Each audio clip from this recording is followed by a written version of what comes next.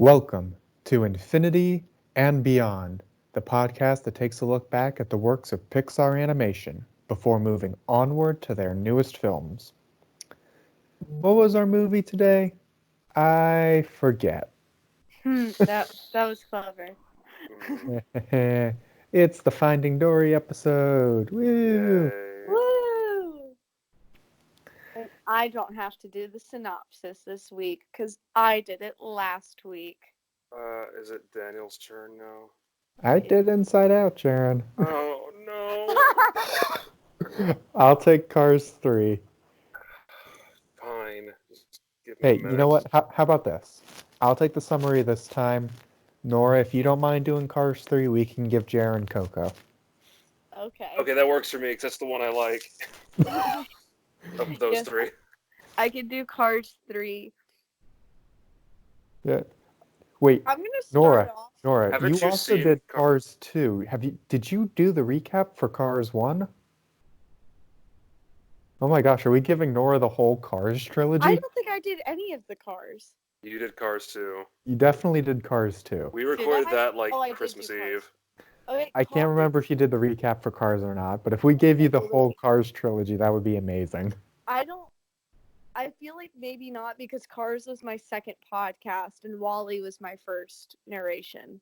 That's right, Okay. yeah. Dang it, we were so close. We need We So were to so time travel. close. Well, I'll get on with the description for Finding Dory then. Okay. So, Finding Dory, the 2016 sequel to Finding Nemo, it opens with Baby Dory, precious little thing, talking with her parents, and they talk about the undertow and how when you see it, you say, "Let's go." It's very bad advice. I don't know why they would give that advice to their daughter. They didn't say that. Nor I'm the one doing the re. You're spreading lies.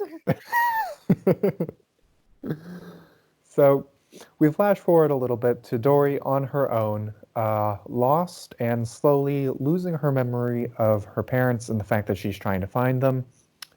Time passes until she bumps into Marlin. We replay a little bit of the first movie. Basically, just Have to you let the seen audience my know. son?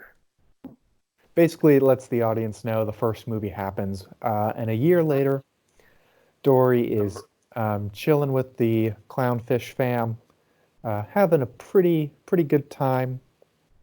She goes on a little school field trip and is accidentally swept into the undertow of a bunch of stingrays. And this triggers a deep, a core memory for her. Daniel, I hate you. How dare you compare a... Wait, I just realized they're clownfish. Is that intentional that Marlin's so serious and they're clownfish?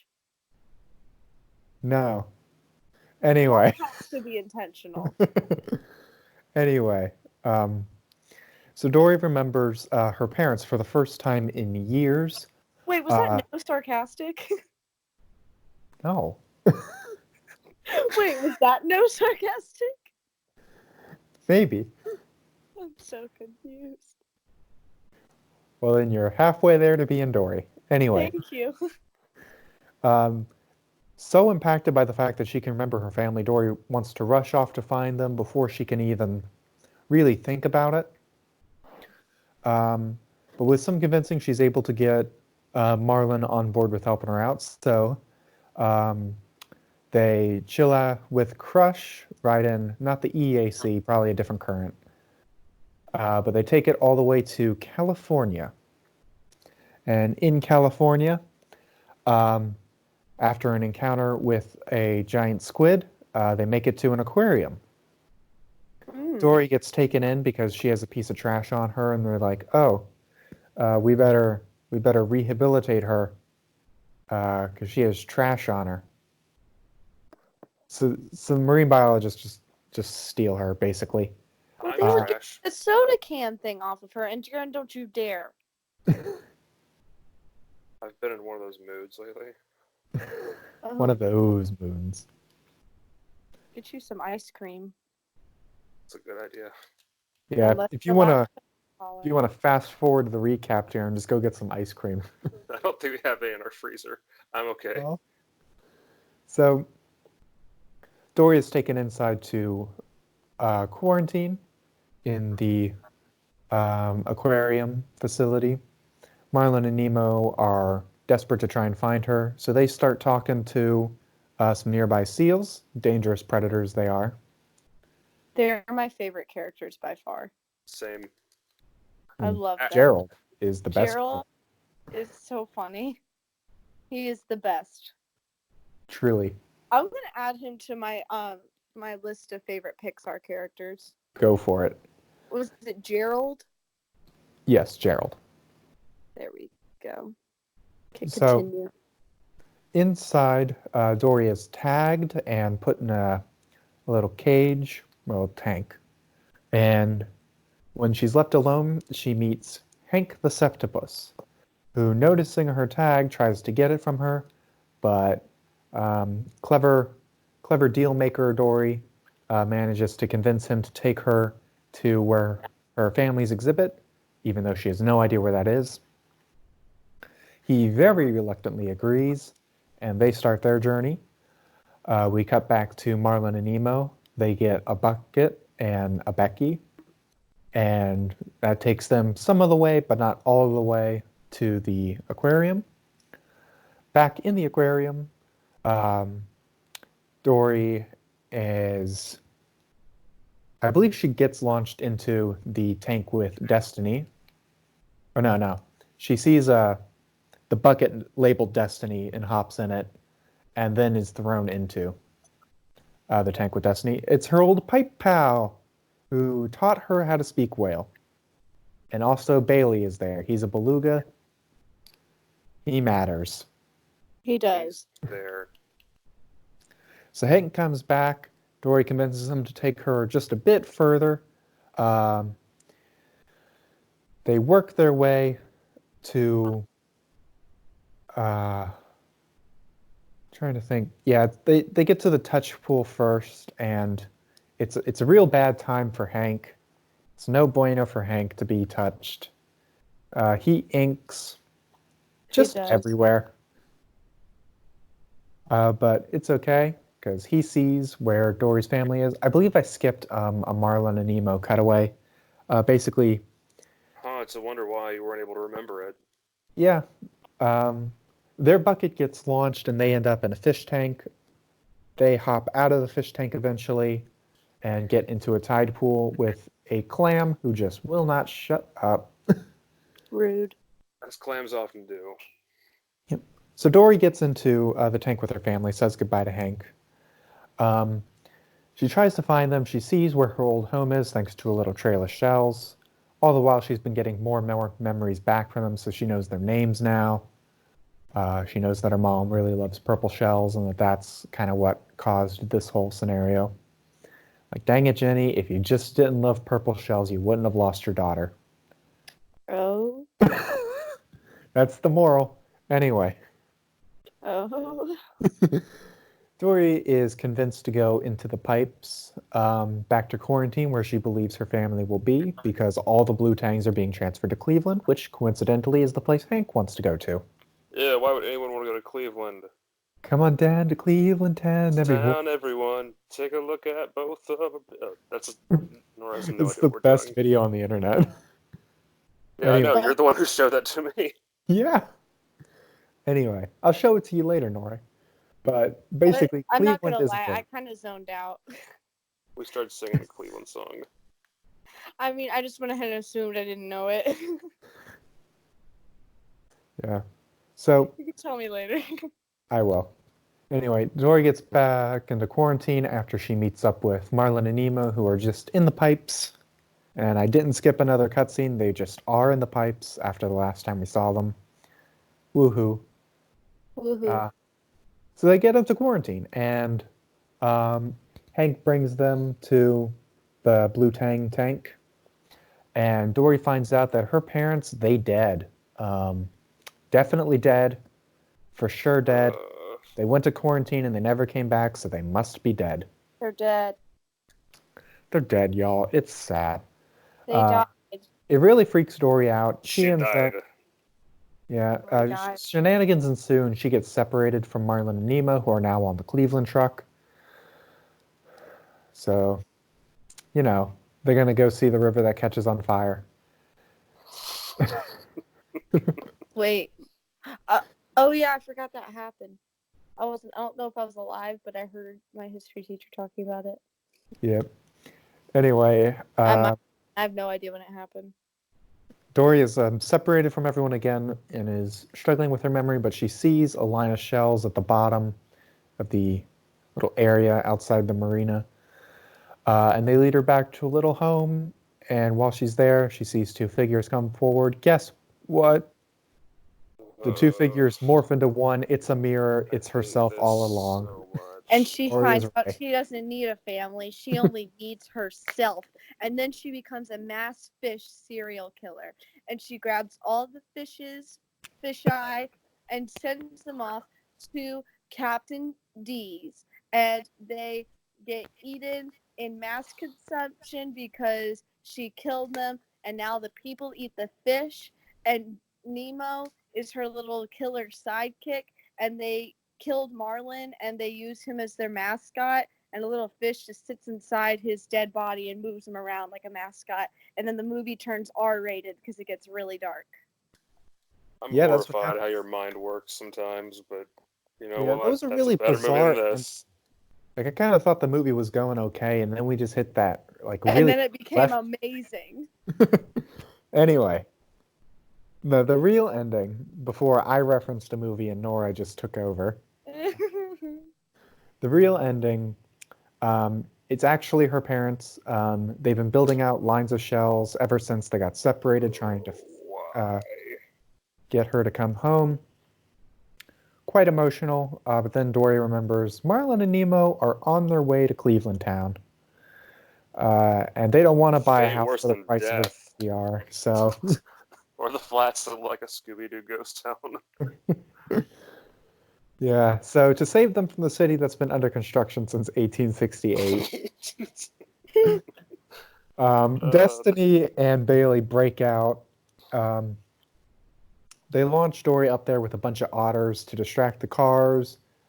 She manages to meet up with Hank. They get in the truck. They start driving it around. They get back and they just drive the truck into the ocean so they don't have to go to fish jail. Fun. And it's That's a my happy favorite scene. And it's a happy ending The where statement of fish jail is my favorite thing ever now.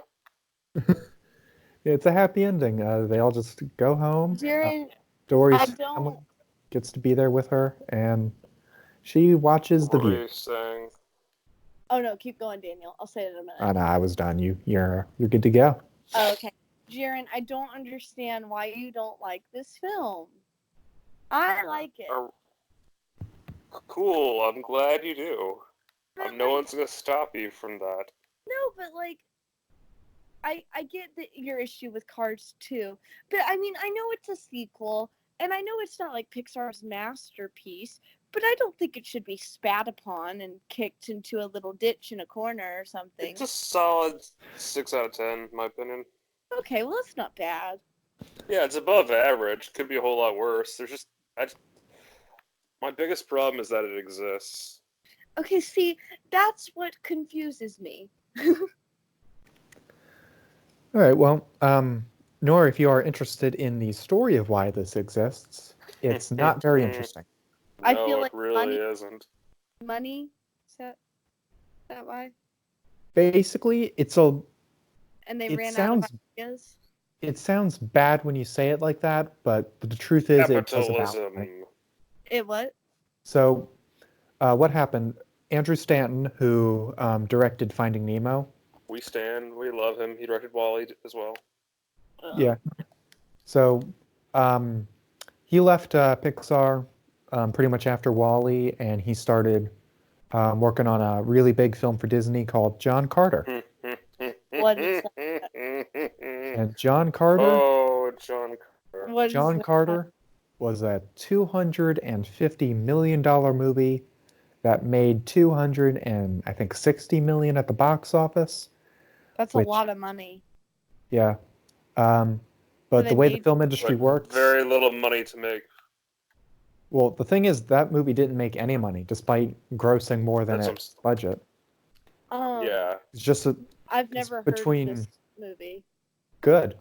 Disney Anyway, probably doesn't want you to have heard of it. Was it a people movie or a cartoon animation? It was a people. it was live action. It was live action. Oh, so it had people in it.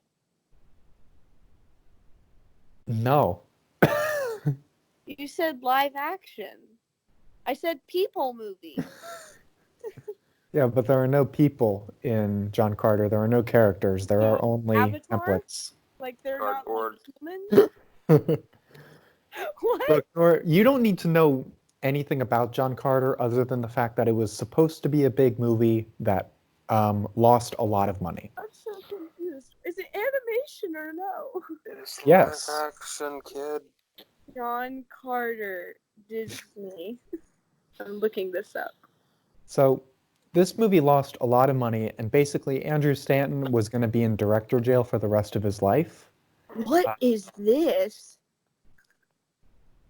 You'll be Worthy of asking yourself that director's to the day jail. you die. What am I looking at? It's a movie. Oh, like it's like a man. It's like a Yeah. shirtless man with some goblins. Yeah. You know what? It's probably on Disney Plus. Knock yourself out, Nora.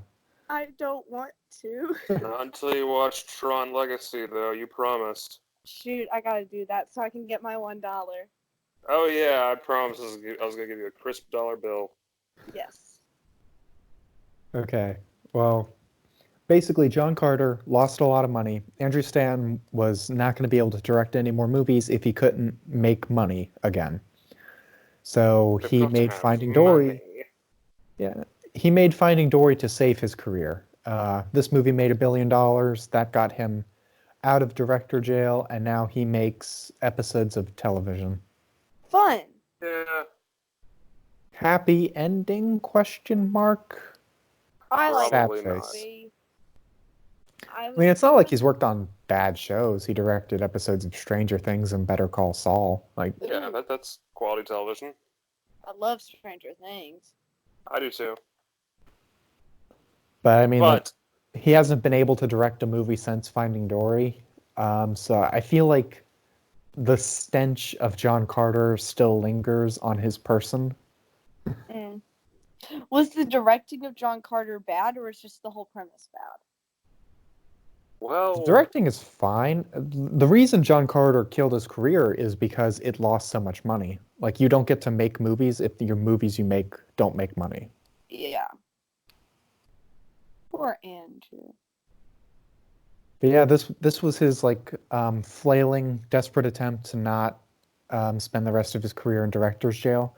I'm being very harsh with that language, but I don't know that's a the nicer way biz, to put kid. it. That's how it works. That's sad. But anyway, that's how this movie happened. I feel like if John Carter had even been a mild success, this never would have occurred. And I don't think I would regret that.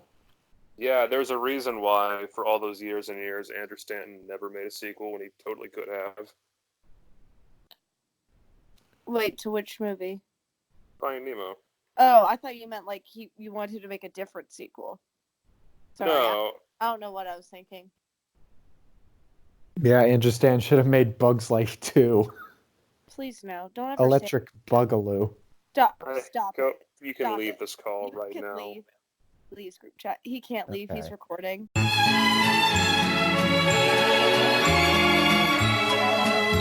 Yep, we're back, everyone. Recording again. Yeah, we are.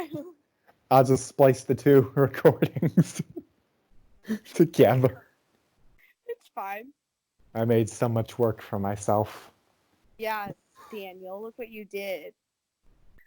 I literally said he can't leave. He's recording. Leaves.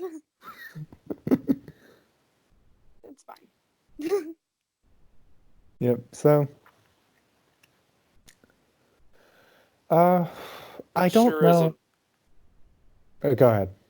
I want to hear Jaren's reason for hating it. I don't hate it. I said it's a solid 6 out of 10. That's above average. Yeah, but you wish it didn't exist. I mean,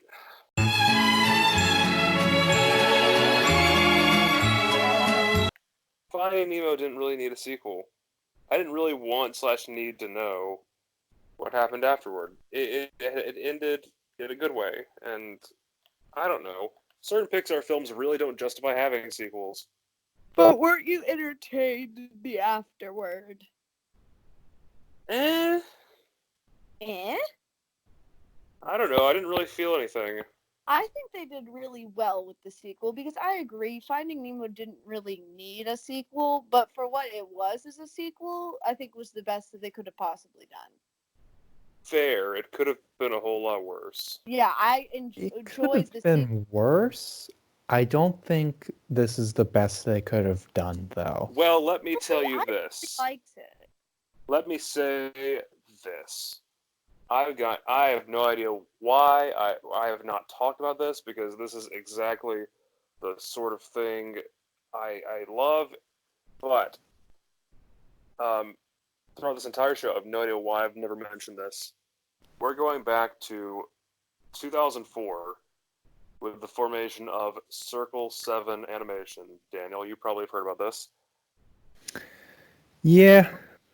Do but you tell mind the story. if I go on with the spiel? Yeah, I think Nora needs to hear it at least. Yeah, Yeah. it's actually really important to this podcast. I have no idea why on earth I've never brought this up in our last 18 episodes. Say it, Jaren. Oh yeah, I was saying the ancient words. I didn't want to summon a mythical god. What? Anyway, so Circle 7 Animation was an animation studio that was founded specifically by Disney in the early 2000s amidst a very harsh business climate between Disney and Pixar. Because up until then, Pixar were more like contractors to Disney. They had a deal to produce their films. They were not owned by the mouse just yet. So they had a deal, and the then Disney CEO, Michael Eisner, and Steve Jobs, who was the head of Pixar at the time, I bet some people didn't know that. Sorry, I almost choked on water. Anyway, amidst some turmoil between the two, Pixar was ready to say vamoose to Disney and move on to another studio to distribute their films. The mouse wasn't being very nice. Michael Eisner is such a fascinating person. I highly recommend watching videos by Defunctland, the YouTube channel. I don't know if you've heard of them, but they have this very fascinating video series that has to do with Michael Eisner. He's like this bizarre, real-life Shakespearean figure. But that aside, Disney formed Circle 7 Animation as a way of saying, you belong to us. Yeah, Pixar, you're not going anywhere. And so they thought they could get away with making cheap, crappy, direct-to-video DVD sequels. Nora, I bet you have no idea what a VHS is. I know what a VHS is. I used to watch off Zoomer. VHS tapes. Whoa. Anyway, crappy, terrible, straight-to-DVD sequels that Disney was particularly known for at the time. Almost like how they're known for crappy, terrible live-action remakes of animated movies. That's the thesis. That's the thesis. Sorry, Spilled if I have, that tea. I don't often spill tea. But it's scalding. That aside, so they formed Circle 7, dubbed by naysayers as Pixarent, which I find actually really funny. They formed Circle 7 to create direct-to-video sequels to Toy Story, Finding Nemo, and Monsters, Inc. There was a version of Toy Story 3 that was made before the Toy Story 3 we all know and love, in which Buzz gets sent to Japan. No, Taiwan. That's what it says on his wrist. because he's recalled. He's like having a glitch or something, and Woody and Jesse and them have to go to Taiwan to rescue him, which I think would have made a pretty interesting movie. I don't think it would not have been good as the Toy Story 3 we got, but if they ever wanted to make a little Toy Story 2.5 that doesn't involve anime boys and giant keys, I wouldn't mind seeing that if it were good. But that aside, they attempted to make a Monsters Inc. 2 called Lost in Scaradise and Finding Nemo 2. Not much is known about their, because they had like a complete script for Finding Nemo 2. Not much is known about it, but there were plans as early as 2006 or 2005 to make a Finding Nemo 2 without. Oh yeah, it also goes without saying, even though I didn't say it, that the Circle 7 films had no input from Pixar. John Lasseter, Andrew Stanton, Pete Docter, none of those guys were involved at all. It was just going to be a crappy little Disney offshoot. But However, why would they make them though? Like, wouldn't that just lose them money? it would gain them money. By making Capitalism. crappy movies? Yeah. Nora, do you not watch most high-grossing movies? I mean, I Lion King guess. 2019. Like Sorry, like, I am it's a never little going to stop cynical, taking but dunks Go to on. the live-action Disney movies anymore because I don't think they're good. I know, And that's yet the they point, still but make people money. still see them. I guess that's true. I will say I've never seen a live-action Disney remake film in theaters. I saw Beauty and the Beast in theaters. I just can't give them. Oh crap! I totally did. I saw the Jungle Book. Thankfully, that's the good one. That's the one I actually like. Oh, I saw the Jungle Book. That was like when they had literally just started and it wasn't a thing yet. Yeah, it wasn't a thing yet, and they like kind of did just something started. with that. That was back in like 2016. It's before it got way out of hand. Yeah. I mean, they When they already released had Cinderella and a few others by that point. I don't hate that Cinderella. I watched it as part of a class, a fairy tales class. I didn't hate I it. heard it's good. But that aside, anyway, Circle 7, they folded because Disney had decided that Michael Eisner was like either forced out or resigned. I don't remember.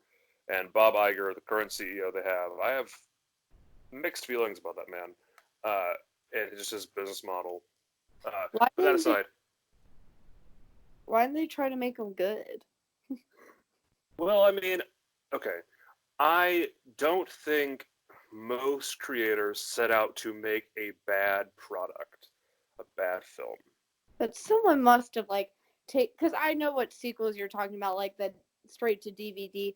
Like someone had to step back and said, "Wow, this is really trash compared to the first film." But they make money. At the end of the day, Michael Eisner's MO, I remember was, and this is quite possibly the most 80s business thing ever. We are not obligated to make good art. If we make good money and good art at the same time, then we get double. I don't remember the exact statement, but you get what I'm saying. You get the gist of it. That sucks. Anyway, money is money at the end of the day. The bottom line. The bottom line.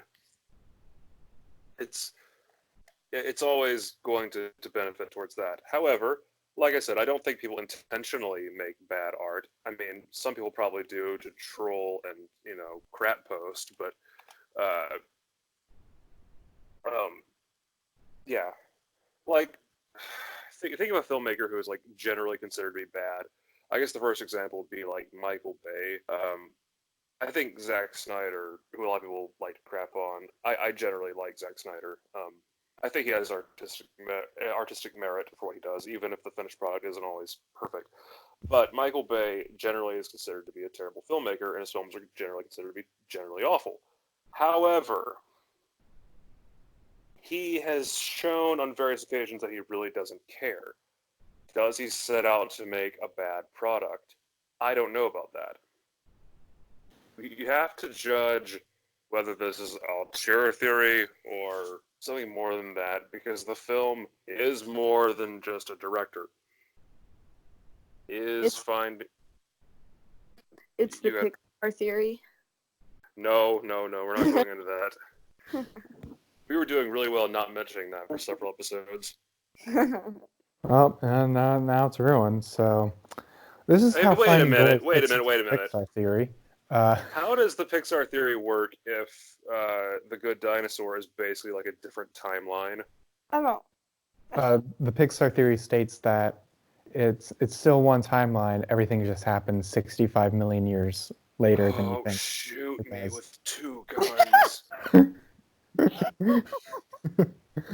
That is the official Pixar theory stance on the Good Dinosaur, as far as I am aware. Anyway, I don't know what kind of rabbit hole I just went into, but Circle 7, they tried to make a Finding Nemo 2, and it didn't happen. Yeah, Finding Nemo 2 is good. But is it? It is. And now, instead of just saying it's good over and over again, I should explain why I think it's good. Yeah, go ahead. Take the floor. Yeah, Okay. do it. I mean, y'all can build upon these points. These are just multiple things I'd like to discuss. I know there's a lot of famous actors in this film, especially, which is honestly now I'm thinking about probably another marketing strategy to make people want to come see it.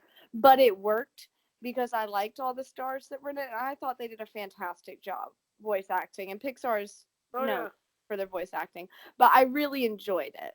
I love Ellen DeGeneres' Dory, and I'm gonna have to look up a cast list now because I'm terrible with names, as you know. So I'm gonna have to mention people I like. But I think Sigourney Weaver did an amazing job playing herself. Okay. That is literally the best part of the entire movie. When I saw it in the theater, I was laughing my face off whenever that would happen, and no one else laughed at all. Like, you people. You uncultured swine! I don't think you really need to be cultured to know who Sigourney Weaver is, though. You just have to have seen Alien. Or Avatar. You know, up until last year, the highest grossing movie ever made. yeah, I still haven't seen Avatar. You're not missing much, kid. No, I mean, I'm looking at this cast list, and I was gonna say who I really thought was great, but they were all pretty great. I really liked Ed O'Neill as Hank. Hank is the best part of the movie. I love I Hank. love Hank. Hank was a great character. He was a great contrast to Dory. One of my main issues of the movie, though, did come with Hank because I just got confused. He wants the tag so he can go to Cleveland, but are they seals or they're seals? The seals that are outside the marina, they have tags, and they said, "Yep, we have tags. We have to go back to the ocean." So it looks like Hank was being set up to lie to her, to confuse her, and really he was going to go back to the ocean. She was getting to Cleveland, but then we love a all good the people, lie revealed. But that wasn't though. There was no liar revealed. Oh, I know. Thank goodness, because had to go in the truck. So I don't know if that was an inconsistency or if I'm just confused, but I was confused by that. The specific tag Dory had was for passage to Cleveland, but like a marina like that would tag every animal just so they could keep track of them. Okay. That makes far more sense. You ever been to a zoo before? Yeah. It's been a long time since I've been to the zoo. Last time I had anything zoo related was I watched the Seinfeld episode where Kramer was dating the woman who worked at the zoo, and he had the encounter with the monkey. Where did this come from? Oh no, I just started thinking about that. Okay. Something better I could be watching. Okay. Another thing I liked was the transition that they did in the beginning where they bring in that first movie sequence where Dory sees Marlin and then it transitions to the second movie. I thought that was very nice. I liked that. It felt like too much of a member berry. I liked it. It was a nice touch. You liked it because you liked the first movie. Oh, I thought you used a remember berry, and I thought that was a reference to something else. I heard you wrong. Do you know what member berries are? No. Jaren, why do you ask questions you know the answer to? Well, it's good he says these things because if somebody like just came on the podcast and heard y'all explain it, they think that you were mansplaining when really I'm just an uneducated little person that isn't common with your pop culture references. You are the Megan to our Drake and Josh. Yes. I'm not. That's Little girl. not an apt description at all, but okay. I'm not that mean. No, I'm. I was actually just trying to see if you understood the reference. I just gotta be so simple. Thank goodness. You're really okay. You're not Megan at all. I was hoping you would get the reference. I didn't watch Drake and Josh that much, but I watched it some. I'm guessing you're more of an iCarly fan. iCarly was actually a pretty good show, honestly. What show? There's So, like, actually a the lot season. of deep iCarly lore. Drake and Josh? What show are y'all talking about? iCarly. That's a pretty Oh. decent show. I watched iCarly. I Yeah, love iCarly. called it.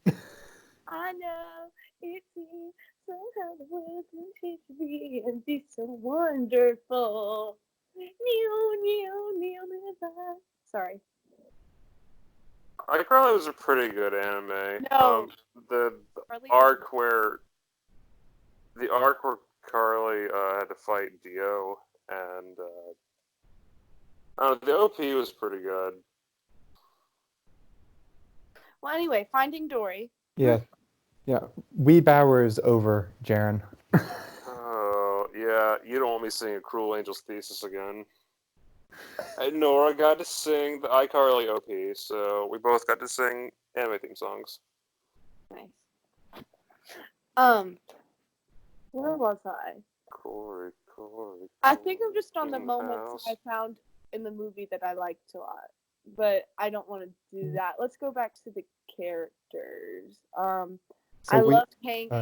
Yeah. In regards to Hank, I wish more had been done with him Yeah. Really? because it does feel like he's a curmudgeon for most of his time with Dory, and like when they say goodbye when he drops her in the tank, like it's very heartfelt. But Mhm. the one time he ever warms up to her is when he's like, "Oh, Dory, you got us out of that touch pool," even though Dory did nothing to get them out of the touch pool. Yes, she did. She said, "Just keep swimming," and guided him. Hank getting poked and then inking got them out of the touch pool. Oh, I never described what member berries were. It's okay. It's okay. It's okay, Jared. Dory could use a few member berries. But he has some moments before then. He has character moments. I'm saying he doesn't really I like wish Dory they- at all until that moment, and then they immediately have their heartfelt goodbye. But I And feel that's like why I say more could have been done. they connect more because I agree with that to some extent, but there's some moments where you can see that they're connecting because the whole stroller thing, like he's demanding where they go, but he's still willing to help, and it doesn't seem like the tag is his exact main objective. That is until she gets lost and he gets really angry and then he feels bad. But I see I what you never mean. really got like the impression during that scene that the tag wasn't his main objective. Like he's constantly barking at Dory to give him directions because he wants to get this over with. Like, Yeah, but I think he really could have just yanked her tag and taken it by now. If he really wanted to. I mean, he could have done that the first instance they met. I guess. He just had 3 big hearts that wouldn't let him do it. I did like that moment.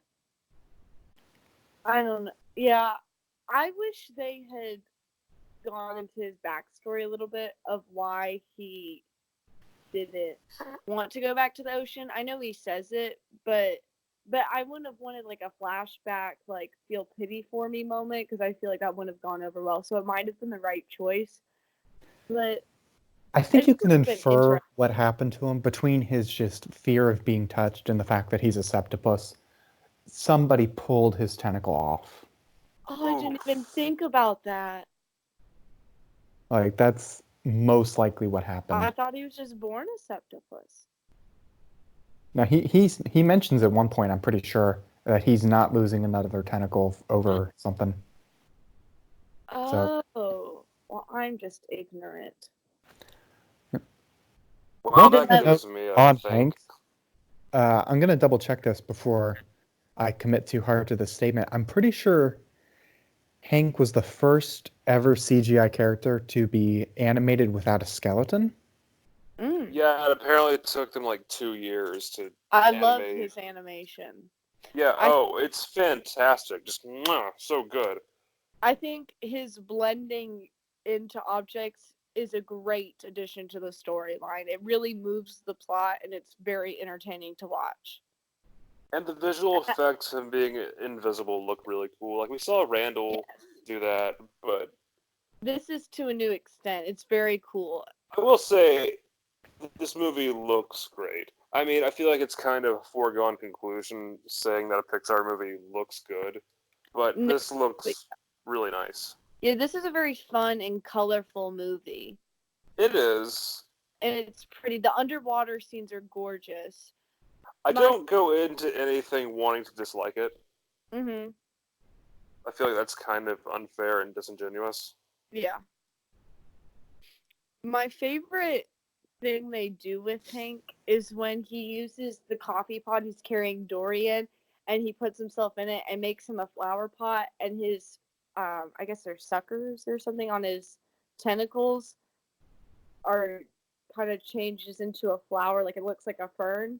I thought that was creative. Yeah, that was pretty quick thinking on his part. I like when he just straight up takes a sip of the coffee, though. Yeah. There's a lot of moving around. It is kind of like Anxiety, the movie. Jaron, I'm sorry, but I've seen Uncut Gems. Calling this Anxiety, the movie. Shut No. up, shut up, shut up. I apologize if that's like, if it did like induce anxiety in you and all that, but That's why I'm not going to watch Uncut Gems. Despite I really want to see the Sandman, his performance in that, but Sorry, this is going off topic of the what y'all were talking about, but the difference between Randall, is that his name from Monsters Inc? Randy? yeah. Randall and Hank, the animation and the invisibility, is that Randall you just genuinely don't know he's there because it's the background and then all of a sudden he appears. But Yeah, Hank, it's used to build tension and yeah. Hank, you can sort of see his figure in the camouflage. Like in the post-credit scene, I would try to find him. I'd say, I bet that's him, and then it would turn into him. Or you would straight up see his body, and you could see his outline, and it was the color. It just kind of depended on the texture and color, and I thought that was nice. yeah, they do a lot of good work with Hank in this one. Mm-hmm. It is nice to know Pixar has never stopped pushing boundaries. Mm-hmm. Because that no skeleton thing freaks me out. I'm sure animators had just a nightmare of a time with him. Mm-hmm. And he's such a fluid character. I guess that's kind of the best, skeletons for, because it's not. That's a very bad note, Nora. But it's not like a rigid structure character. He is a septopus, so he's more free and liberating to move. So I feel like that's a good character to do it with. But I don't know. it's okay. Thank you. I don't know if that note made any sense, Yeah. but it made sense in my head, so. Yeah. I also liked that, I hope I'm saying his name right, Ty Burrell was Bailey. They had the Modern Family cast in here. It's almost like that's a show that's on ABC that Disney owns. Yeah, Bailey and Destiny were there, and I didn't I dislike liked any their of their show. scenes. Yeah. And it's just a case of they don't add much. Well, I like Yeah. to figure out where Dory gets her traits from, like where she learned to speak whale, And I love their characters because they're a good contrast to each other, but they bond well and they're quite comedic and funny. And they help Dory. You can tell that this movie was trying to have a running theme of disability. You have Destiny with her nearsightedness, Bailey with the whole echolocation thing, Dory with her short-term memory, Becky just being Becky. I love Becky. Becky, we stand. We do stand for Becky. Nemo with his fin, even though it's not that big a deal in this movie. You know, just and Hank with only 7 tentacles. Like, it's an idea that keeps popping up, but it doesn't become a theme. I don't think it ever evolves beyond a motif. Yeah, I didn't even really think about it like that, but I kind of like it that it's not an obvious theme. I feel like that would have kind of gotten. I liked that their disability isn't like the main thing you recognize. Yeah, and that's true. And yeah. that may be what the movie's going for. Like, you know, don't treat people with disabilities any differently. Yeah, But that's something the first movie just did substantially better. Mm-hmm. Oh, like everything else. Like everything else. Except non-skeletal animation. Marlon kind of got on my nerves this movie.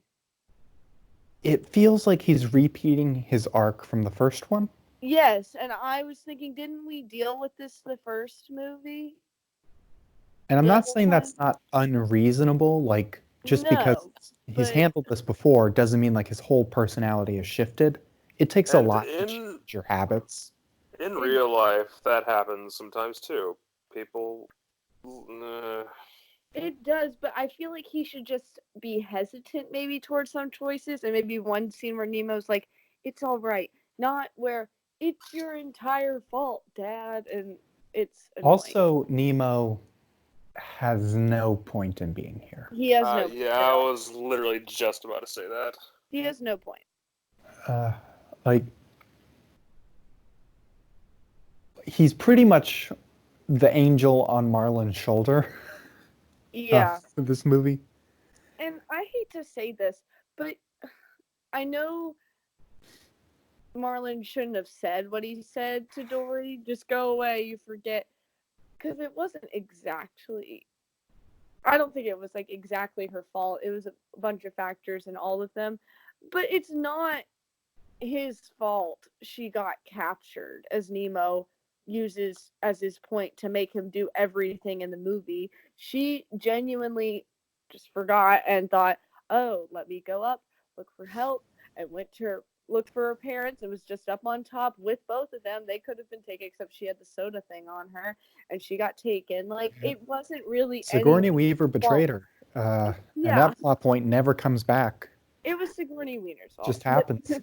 No, but it wasn't really anyone's fault. And Nemo uses that the rest of the movie. Dad, it's your fault. You blah, blah, blah. And I'm like, okay, calm down. Calm down, Nemo. But that also bothered me. And the main thing that bothers me about this movie is there are a lot of scenes and sequences that don't matter. Yeah, but can you say that for any Pixar movie? Well, I mean... No. No. No, usually they're scripts random scenes. Airtight. I'm thinking pretty of the much, Good Dinosaur.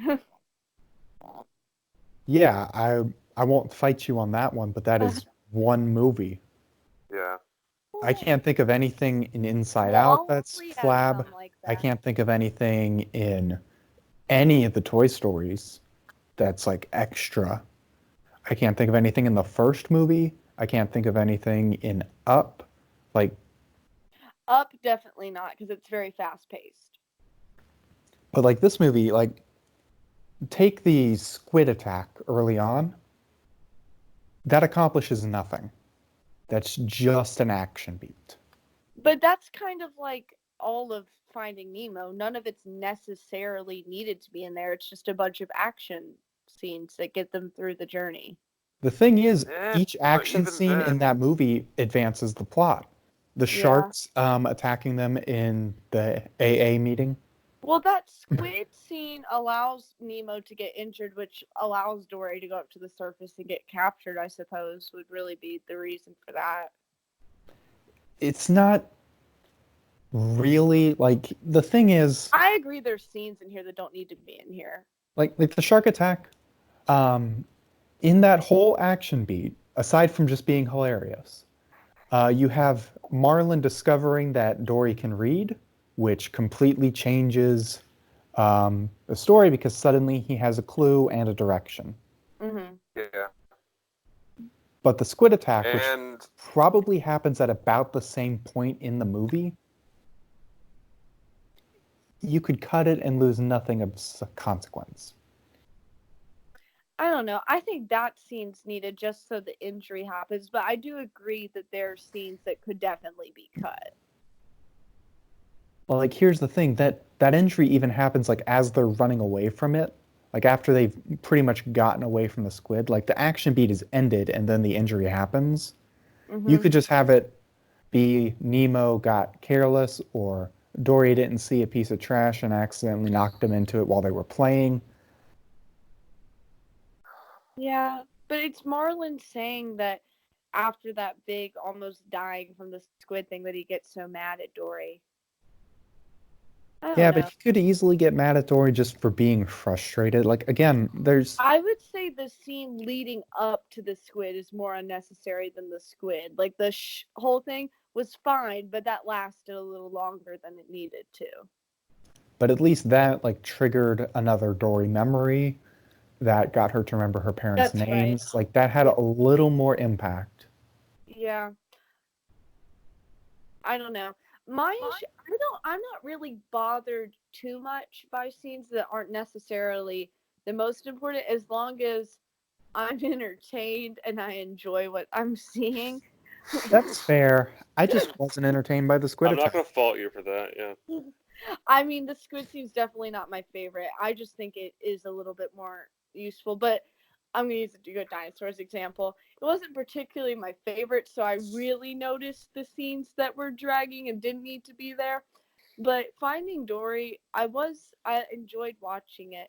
But I think it's weird that I did because I like Finding Nemo. It's not one of my favorite Pixar movies, but there's no reason really why it's not. I think just because I like some of the plots better for some of the other ones. But I Same like here. I don't have an issue with it at Oh, all. it's a bona fide classic, and Yeah, it's people like great. still talk about it to this day for a reason. Like heck, I'd go watch it right now just for fun of it.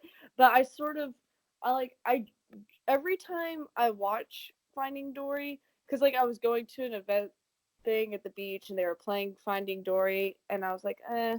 But every time I watch, I'm like, oh yeah, this is way better than I remembered, and that it's really good. And I think it's because it's the idea of a sequel, and I've seen so many bad sequels that I just have like it in my head that it's not going to be that good. But I'm always surprised when I see this or something like this and it's good. And so then I'm like, yeah, that was really good. And then I get more excited about it. So I think that's part of my reason for really liking it because I'm proud that it was a sequel that I was really into. But I Pixar's mean, good about having good sequels. I'm just talking about independent uh, film franchise.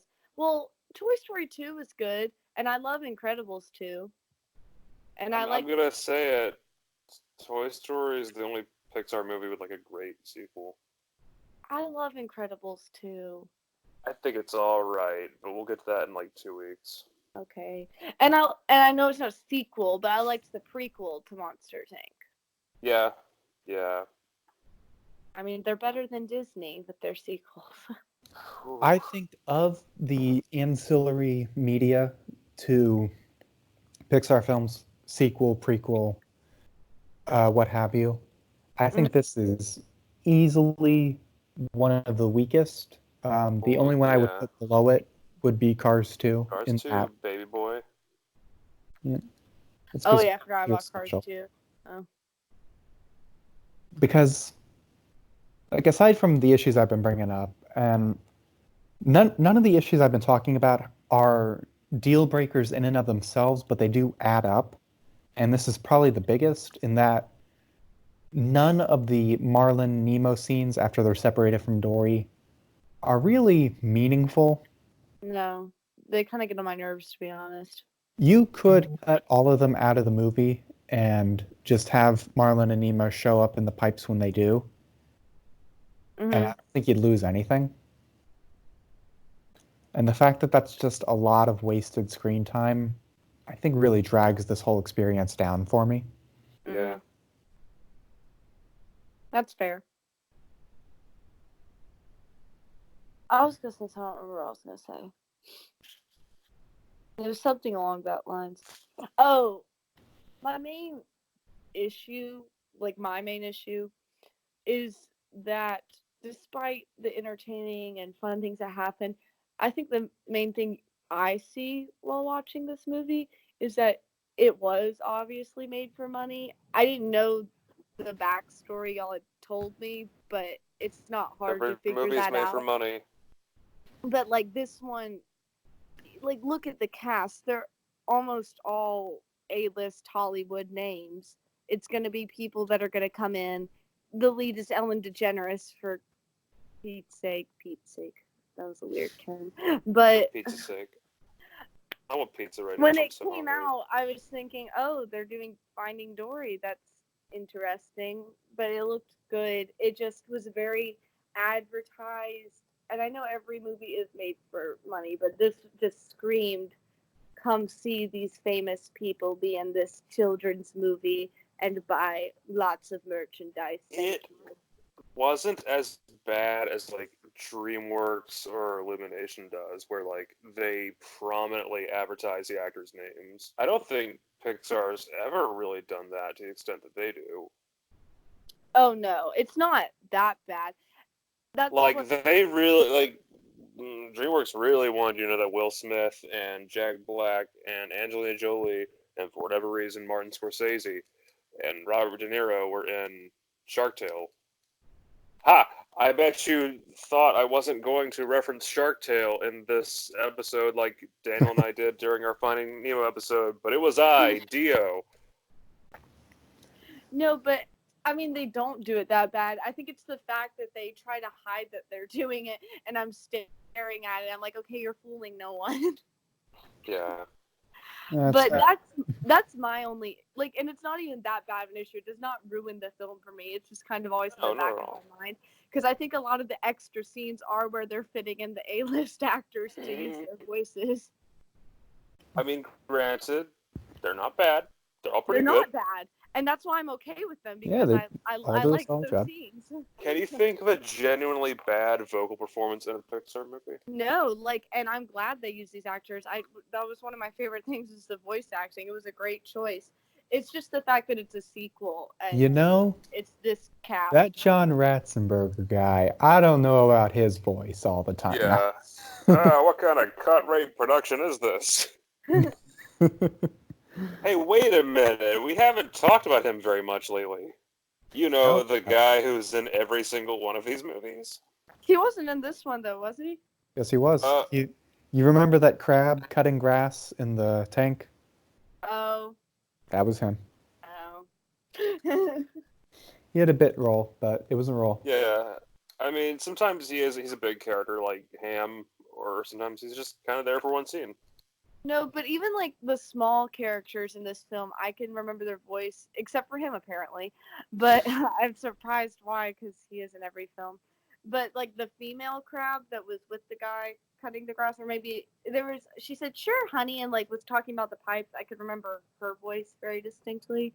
And the fish that Dory first meets, Bill Hader, is Stanley. Bill Hader's in this too. I love Bill Hader. Yeah, I heard his voice immediately. It's the fish that little Dory first finds and asks for help. Oh, With the parents. that was Bill Hader. Yeah, I recognize He's great. his voice. I wouldn't be love. surprised if when he was just recording lines for Fear, Andrew Stan was like, "Hey, you wanna do a bit part in Finding Dory real fast?" Honestly, I'd put Bill Hader as my John Ratzenberger. I'd put him in everything. Yeah, He deserves it. He seems He like a did very good. nice man. I mean, he did good. It was nice, and I recognized his voice. I was like, "Hey, look at that!" I like it when they do big celebrities in those little cameo parts. There's 4 of those in Toy Story 4. Yeah, I like it that Pixar does that.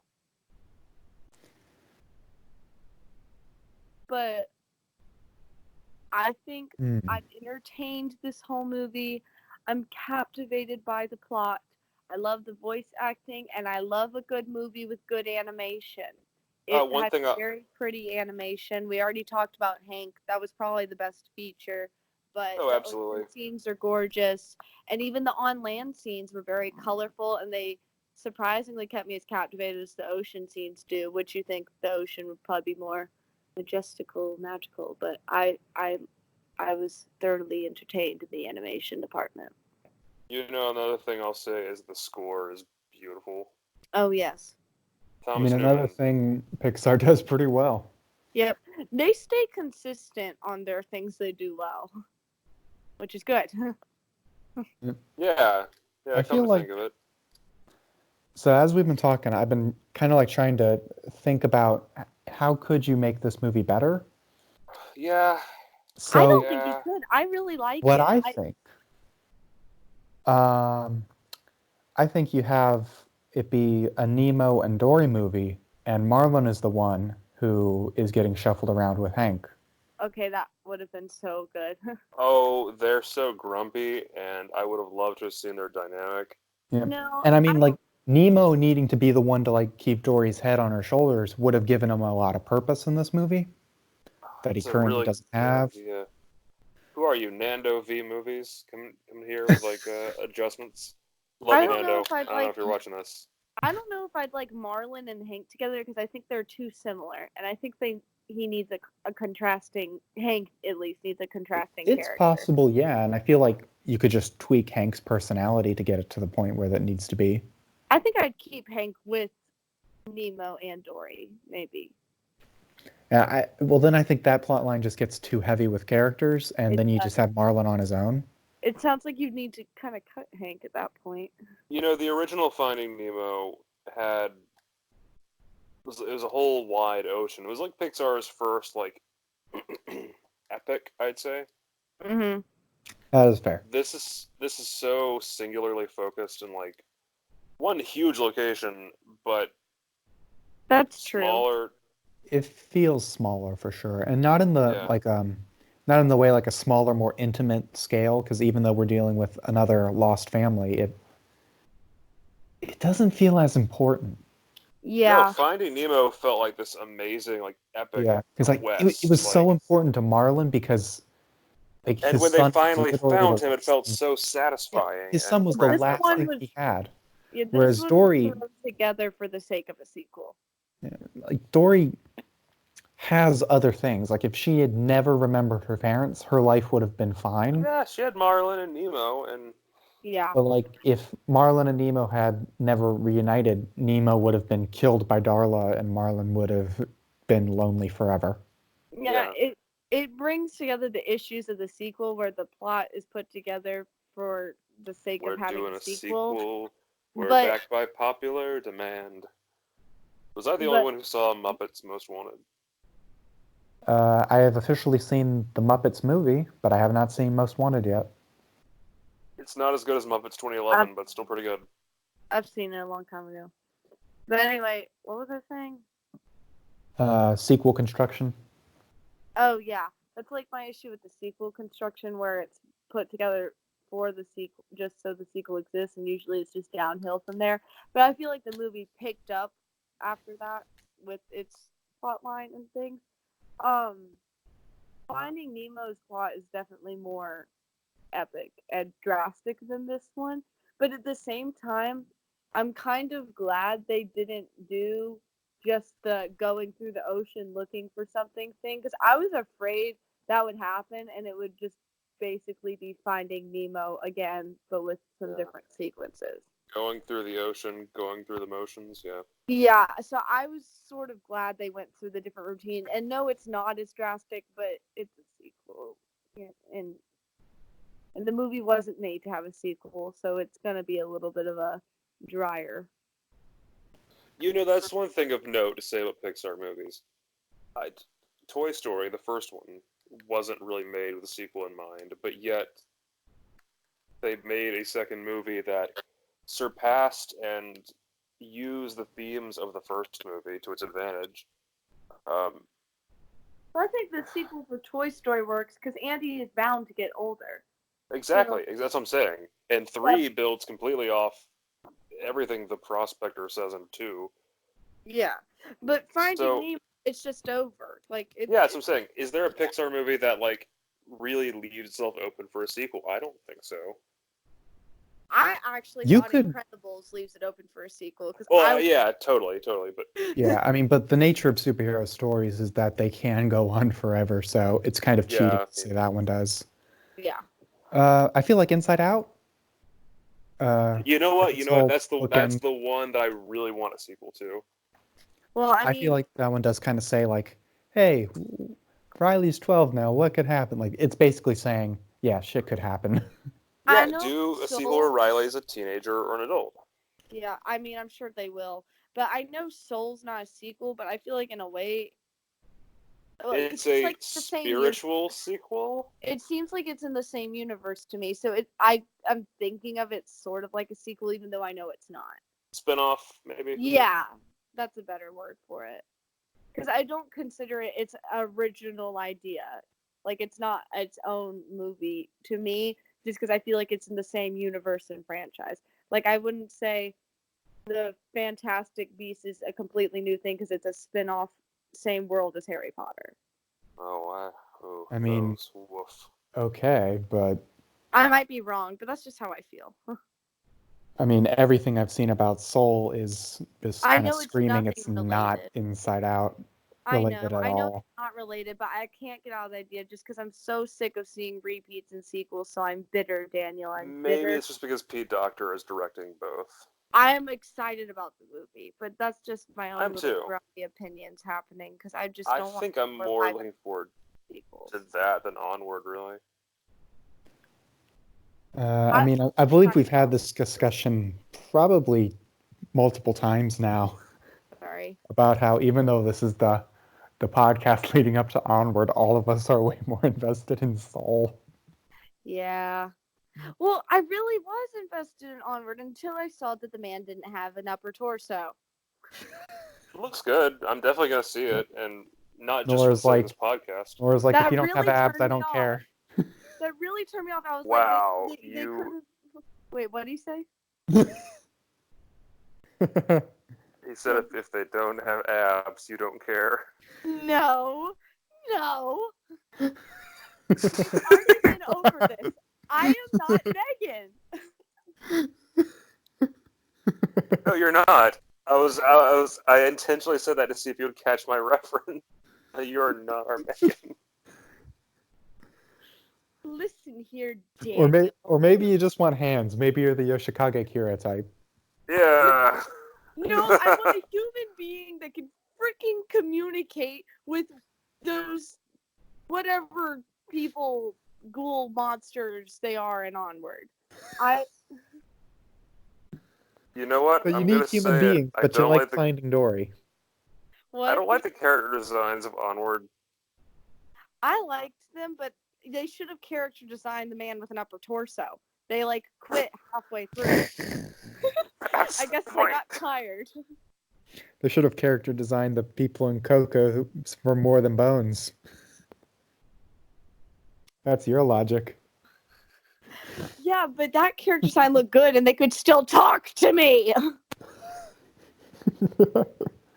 Oh, oh. What is he gonna do? Like point with his big toe? Like, if I see that man point with his toe once in the movie, I'm gonna walk out of the theater. I will hold you You to called that. it. In two. Wait, that comes out next month. Yeah. Onward Yeah. comes out next month. Yeah. Yeah, we We're kind of need officially in to. February.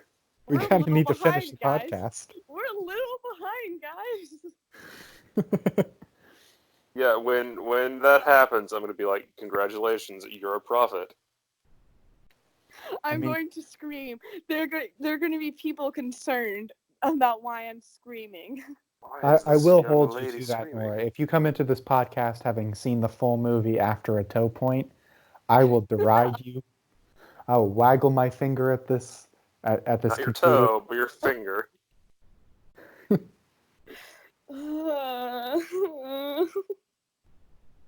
What What if he wiggles his toe like a toe wiggle, like he takes off? Well, how is he dressed? How can he take off his shoes? Oh wait, he was supposed to be full human. I forgot. Never mind. I was like, how Yeah. He died, and how can Yeah. he think? He doesn't have a brain. He's a pair of pants. He's also technically dead. yeah. I have so many Magic. Magic. Do you I have believe so in many magic? In the toe man's heart. Well, They we sing have kind that of in- we've they gone sing into that in Onward theories, Japan, haven't too. we? I can't wait to see how they try to justify Onward in the Pixar theory. That's going to be funny. Oh, You know. why? Monster I don't know if sing- it can top the Good Dinosaur one, but it'll be Alright, fun. so the Pixar theory at first was kind of cute because it was like, oh hey, there are always little Easter eggs throughout that reference the other movies. It's kind of funny that someone took the time to like patch them all together, but then it got really, really, really out of hand when people started like taking it seriously. Yeah. As fan theories in general do, it spoils the pot. It takes a lot to make a Oh. soup. We forgot to talk about what we normally talk about. Does anybody have any emotional connection to this film? No. No, I can't say that I do. I It- saw it in the theater because like a friend of mine was like, "Hey, you want to go see Finding Dory?" And I was like, "Sure, whatever." I liked it just fine, but then it just didn't really sit well with me. I saw it with my family, and it was a marshmallow of a film, and it still is. Yeah, it's a marshmallow. I think that beach trip I referenced were like, because I go to the beach and they have an area and they'll like play a movie everyone could go see, and usually it's some kind of Pixar, Disney, kind of that vibe That's movie. neat. And yeah, it's quite fun. And I think they were playing this, and that was actually the first time I saw it. And I was so surprised by how much I liked it because I was sort of thinking, oh, I wish they were playing a different movie. Because You could do worse than seeing this movie at like a beach type thing. Well, it was quite fun, and I had a great milkshake while I was watching it. So. Man, I never got And that. that was with grandma, and I had my milkshake, and the movie was playing, and it was warm outside. It was night. And Your grandma's so nice. Oh, this was my other grandma, but they're both wonderful. You'd enjoy them both. The next Yeah. one will just be Finding Dory's grandma. Oh no. Well, yeah, I was about to say I never got that milkshake you kept talking up Which milkshake? at the House of Huddles. At the house? What? The House of Huddles. I can't even talk about that. We went to I guess I will. But we went to Huddle House, and I solely wanted to go because they have amazing milkshakes, and they don't make them anymore. And I literally started crying. She did. She really did. I was so upset. Not really That like bawling. sucks. I just had like a dramatic tear fall down my face. She did drown her sorrows in maple syrup, though. I did. I drowned my sorrows in Diet Pepsi, and I was like a riot by the end of the night. Oh. You were there. Oh yeah, that's right. Nora, you're a regular Dory. I am. We never talked about the seals, but they're the best characters. They are so funny. They're fun. They are fun. I know they Andrew don't Stanton is good at writing fun little side characters, you They know? don't provide much plot, but I love them, and I love Gerald. Gerald, you are me. I just like they got Idris Elba to voice one of them. I love Idris Elba. Yes. They were quite comedic, quite funny. I laughed a lot. I enjoyed their little ending scene right before the post credits where Gerald's on the rock, or I can't remember if that is post credit scene, but it's somewhere near the end. I like it a lot. My favorite scene is after they've got on the car and they're riding into the ocean and everything goes slow motion and What a Wonderful World starts playing and it's timed so perfectly and it ends with Come to Papa and they crash. Yeah, here comes a trash opinion. That started playing, and I rolled my eyes. Yeah, it's like the No, most I love overused that. song. I love that song though. Like that's the song I want to dance to if I ever get married with my dad. And I love that song. And I thought There it will was Alright, that's only be sweet. one appropriate use of that song, and that will be at the end of the JoJo Part 6 anime. Yeah, you're right. Wait, Nora, can I be your best man? absolutely. Nice. I already Nice. said you're gonna be my kid's godmother. I know. I'm going to be the fairy godmother. I'll buy you the wings. Thank you. No, I loved it. I thought Wings. I'm the so anime. hungry right now. While you were rolling your eyes, I was looking at the beautiful animation flying by slowly, also with a perfect comedic timing, and that the small fish getting eaten by the big fish and the bigger fish reference was very nice. And the cuts, There's always a bigger fish. I know the cuts shown to each creature with the slow-mo yelling, I found quite hilarious, and the good little sentimental moment where Hank wraps Dory in his little tentacles, all concluded by "Come to Papa," warmed my heart, and I love that song, so it was quite a great moment for me, and I forgot it happened, and so I was watching it the other night, and I went, "Oh my gosh!" And yeah, it was a nice, And you good know moment. what? No one can take that away from you. No one can, and Good for you, Nora. I know Daniel doesn't like it, and there is good reason not to like it because it is rather cliche and very random, but I enjoyed it. Sometimes I like schmaltz. It's a I mean, lovely word. nothing wrong with schmaltzy. It's just the song kicks in, and I'm like, why this song? Because it's a great My song. heart just got warmed by a picture of Taika I Waititi mean, and Bong Joon-ho. It's a great song, and it's quite a contrast to the chaotic situation that's happening. And they're Enter crashing into the. Sandman is also a great song and would have been quite the contrast, but they didn't use that. But the And ocean for is good reason, it beautiful. wouldn't make any sense. But the Much like ocean's this one. beautiful, and the world is beautiful, and she's coming to Papa. They couldn't play a song more relevant to a daughter coming to her father or something? I don't know. No, because this is an iconic song, and it was a chaotic moment, and that's known for just such a jazzy, slow vibe with the slow motion.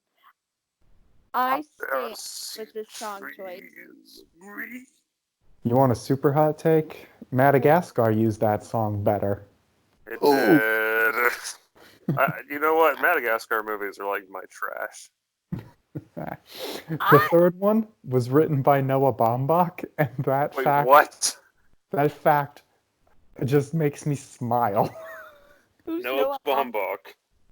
Yeah, he had to pay for his divorce, so he wrote a Madagascar movie. It's I'll never amazing. get divorced from my wife. Oh wait, yeah, if my current wife, my fourth wife, I'll make Madagascar 5. You got married again? Why wasn't I invited to the wedding? It was a courthouse wedding. I should have been the guy in charge of it, though. Like, marrying Okay, you. Did we'll you get marry divorced. No, I ship it. I know you do. Great fan fiction. That's the first thing I wanted. Yes. We're the Game Grumps now. Hey, I'm Daniel Trump. has made no comment, and I'm concerned. Nora, do you know who the Game Grumps are? Yes. Yeah. No, Oh, I you, don't. No, wait I a minute. don't. Wait. Aaron and Dan. No, I don't Jaren know. and Dan. I don't know who the game are, Jared. I don't want to be the Aaron though. Well, too bad. I'm not changing my name.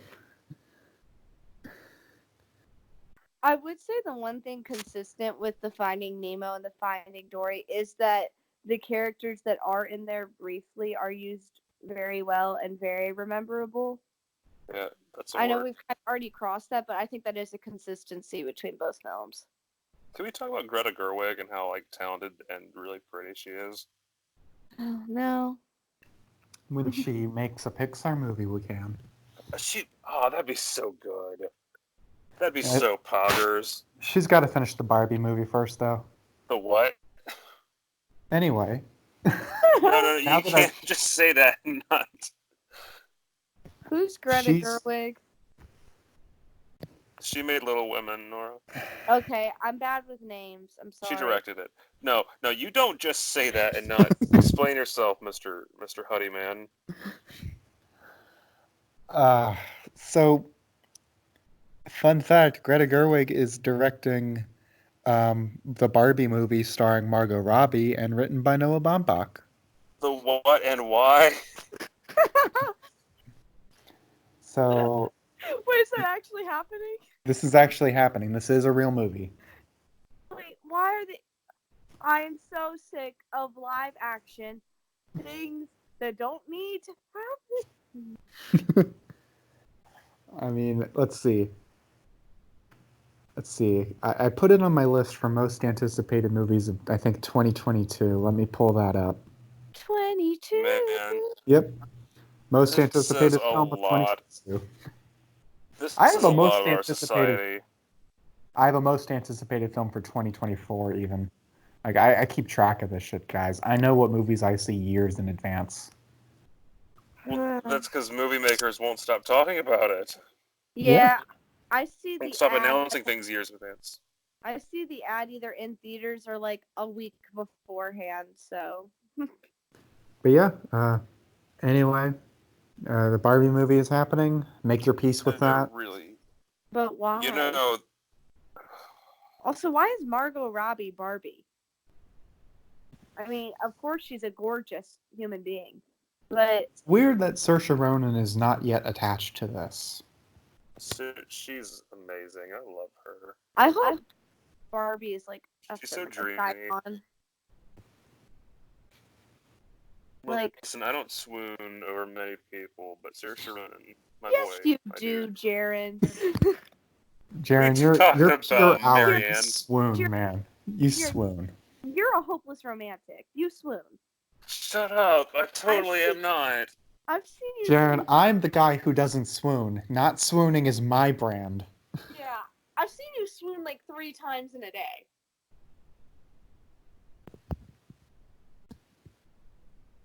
And it's fabulous. Don't deny your swooning. It's part of your Jarenness. Fine, you're making me confront parts of myself that I don't like talking about. You are a hopeless little romantic. I am. He likes the schmaltz. He's our schmaltz guy. You know, No, on the I'm subject not. of I'm a romance, big, tough, strong man. No, we don't. guys, real Yeah. quick, just on the subject of romance, also very glad, much like with the first film, that we do not have any undercurrent of Dory and Marlon getting together. Yeah. Ew. That was probably my biggest worry going into this one, like for the first time. Like, Well, just my don't only make them a concern- couple. My only concern was I kind of expected that to happen like in the first film, and I was like okay with it not happening, but I was thinking like it would happen. So then when it Guys did have happen the second No idea how relieved I am when characters don't end up together. oh. Yeah, me too. No, I kind of wanted them to, but Gross. I don't know. In the That would be second- interspecies romance, Nora. You are disgusting. I'm sorry. Well, in the second movie, this was my issue with them not being a couple because I was sort of confused. I was like, okay, she's just their friend that lives with him. But then Marlon acted more like her dad, and I was like, what is this incesty thing that's happening that I'm looking at right now? I mean, he's pretty much taken over the role of her caretaker at the beginning of this film. Just And because Dory does kind of need somebody to look out for her. and is it just me, or is Dory 10 times more clueless in this film than in Finding Nemo? Nah, she was pretty Yeah. clueless. Fine. No. I'd say she was less clueless in this one, honestly, because she can remember stuff for some reason. Yeah, but the reason I thought that they were together in Finding Nemo is that they seem I don't even know how to explain it, but her randomness was more independent that she could survive on her own. I never got the fact that she was just wandering around the ocean for years. But then in the second one, it seems like she needs direction on every single little thing that's happening when she's in the reef. Like, heck, she can't even go on the field trip. She can't even see the marlins saying, we're not waking up right now. I know her short-term memory is definitely an issue, but it seems like she's so much less independent than I pictured her in the first movie. And I know she is dependent because she needed Marlin. I just got this more she's lost feeling somehow in the beginning of this movie. Having seen Finding Nemo so recently to this one, because I know you haven't rewatched them, Yeah. the earliest ones, I Yeah, know that not was- really. She has moments in both films of deciding things for herself, like negotiating with Hank versus thinking they should swim through the trench in Nemo Well, and yes. stuff like that. But I think it's pretty evenly split in both films the way it's handled. I don't think there's a more definitive story in this one. I just thought that her progression she had made in the first movie would have still been there by the time of the beginning of the second, because it seemed like she completely regressed. I mean, so did Marlin. That's true. Yeah. And I had an issue with that. He got flanderized. They really just kind of forgot their character development from the first movie. Danny. Y'all know flanderization. Yeah.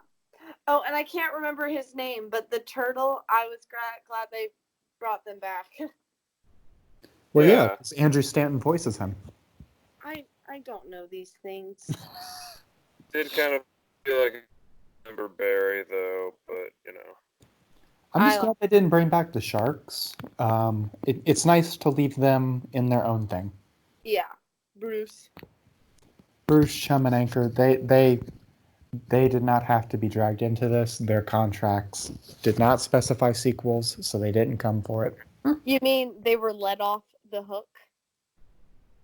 But I'll give you that. That was kind of funny. Thank you.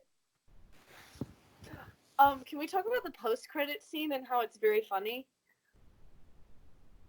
yeah, go for it.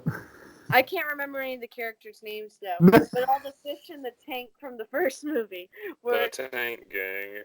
were in Darla's little shake 'em to death plastic bags, and they were by the aquarium, but then they got stuck in the aquarium, which was sad, but I was glad that those characters were back specifically for the post-credit scene. Yeah, I like them. Fun. I mean, I'm glad they weren't in the movie, but I thought it was funny that they were back for the post-credit. Because you're kind of wondering the whole time where they were. They're in the aquarium now. Because Member Berries. Yep. Well, I don't think we have much more to talk Logistics about. Yeah. Unless you guys want me to make you freak out about more projects that respectable filmmakers are taking on. What are the Oh, no, I would love to hear that. What are they anticipating for this year? Dune and something else? Oh, have you actually been looking at my lists? No, I just remember we had talked about them, and we were talking about Timothée Chalamet, and that he was in some of the most anticipated. It was Dune, and we've talked about that a few times, and then there were some others. Yeah, The French Dispatch. Yeah. That's the one. Is that what your video was about that you posted on the channel? Because I realized as we were starting this, I never got to watch it, so when we get done, I'm going to go watch it. I won't spoil. You can watch it at your leisure. Wait, but is that what it's about? Hey. Is that what it's about? I'm going to go look right now. I mean, the title will give it away. 10 top movies of 2019. Well, that's not telling me the future, Daniel. So you think in my top 10 films of 2019 video, I'm talking about my most anticipated movies for 2020? No. That's what I'm saying. It's not talking about the future. Here we are in the future. Yeah, we need to have a Steven Universe podcast. We really do. I would Nothing say to fear, no one to fight. I would say I would do it, but I don't know how to edit whatsoever. Jaron knows how to edit. Sharon. Does he though? Avery knows how to edit. Daniel knows how to edit. I know how to edit. I'm just fooling. Just straight up goofing. Straight up just pulling your leg. Mm. Yeah, guys, I think we've exhausted the Yeah. Finding Dory material. Yeah, I we mean, probably exceed the length of the we had a movie. whole tangent about the Barbie movie. I think Oh dear. I think we don't have to keep swimming. Yep. It's time to. So I guess closing thoughts real fast. Just everybody go. It's all right. It's okay. You can do a lot worse, but you can also do a lot better. I was entertained, and I think one of the reasons I really like this movie is because I have very good memories watching it for the first time. You know what? That's sweet. I'll give that to you. Thank you. I would say I could do without this one. It's very much a take it or leave it. But I won't turn it off if it's just going to be in the background of me making dinner or something. Yeah, it's a good. Put that on the box. Ugh. Oh, wait. You have a video called Pixar in the 2020s. Yeah. Or this is like the third time you've discovered that I have that video on the channel. Yeah, I helped you edit the script for that. And... So in conclusion, Nora is Dory. Thank you very much. I've been Daniel. I've been Jaren. And I've been Dory. Goodbye.